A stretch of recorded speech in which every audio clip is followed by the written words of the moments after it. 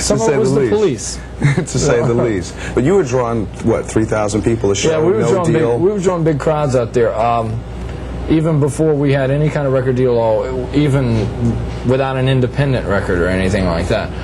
We were doing some unusual things pretty quickly. We landed our first deal within a year of the band being together, playing our first gigs. So, and also something that you have to remember is people want to put a lot of emphasis on what we were doing visually.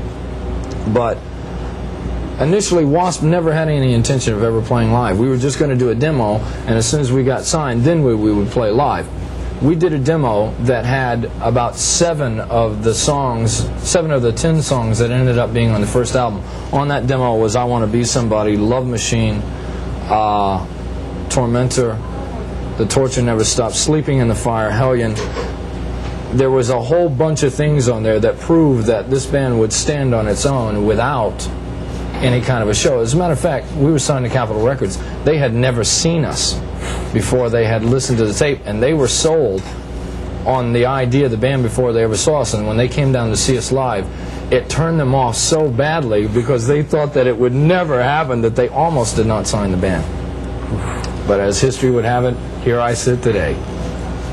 Now, with the album Inside the Electric Circus and the tour, you said before that you were actually in Europe. You were like a couple days ahead of Alice Cooper, a couple days before? Ahead. A couple days ahead. Right. Do you think that people are going to try and get the same thing with Alice Cooper that they get with WASP? You know, I mean, he's back.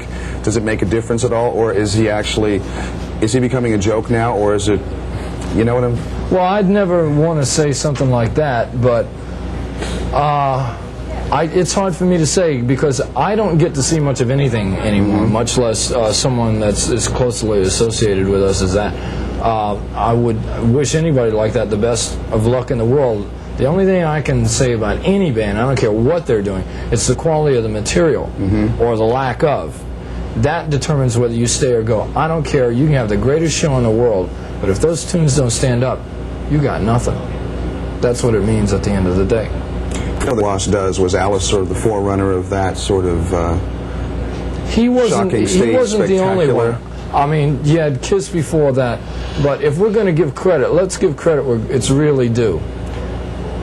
Arthur Brown, The Crazy World, Arthur Brown. I Am the God of Hellfire, and I Bring You Fire. He was the first to put sight and quality sound together with that record, which if anybody wants to go dig up that record and listen to it, they will hear a lot of similarities of bands doing things on the circuit to this day.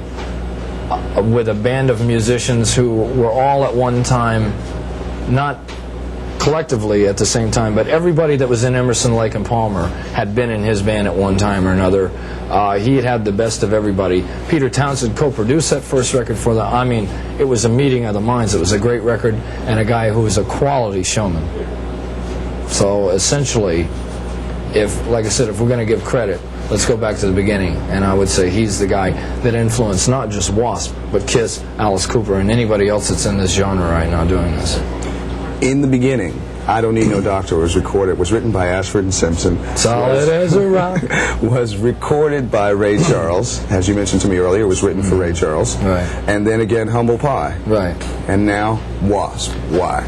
We always did B-sides for European singles that were cover songs, and they were only released in Europe, so we did things to entertain ourselves. Well, a couple of years ago, we did a version of a old Rolling Stones song called Painted Black, and it was a pretty good, pretty unique version of the song, and it did not go on an album. And then last year we did a remake of Mountain's song, Mississippi Queen, and that did not go on an album either, and it was a pretty good version of the song. And so I says, well, never again. If we do a good version of a song, it's going on the record, by God. So we did 2 cover versions this year that were supposed to have been B-sides, and they both turned out well. So we said, we're putting them both on. We could not figure out what to take off the album because we already had 10 tracks on. So this album is essentially 11 and a half tracks if you want to consider the big welcome. It's a minute and a half long. We'll call that a half a track. So 11 and a half tracks, 50 minutes long. It's a rather lengthy album, but we could not figure out what to take off, so we put everything on. More bang for your buck. All right. I've got to give you this shirt. How many of these things you have? You must have at least Oh 3 man, or I 4 got of them. wallpaper in my house right now. If I ever start a Boy Scout troop, I can use these for pup tents. Let me tell you right now. Well, this is it. This is the sunglasses That's one. right. This is- I want to thank you for coming by. Thanks a million. Hey, and wear If that I can't use it, good health. Billy Gibbons can. Okay, once again, you've got to do the work. You know where the camera is, and you know what to do. Which one are we doing now? Right here. Oh, this is done live at the Hammersmith Odeon from our wonderful worldwide tour that we just finished in Europe. This is I Don't Need No Doctor.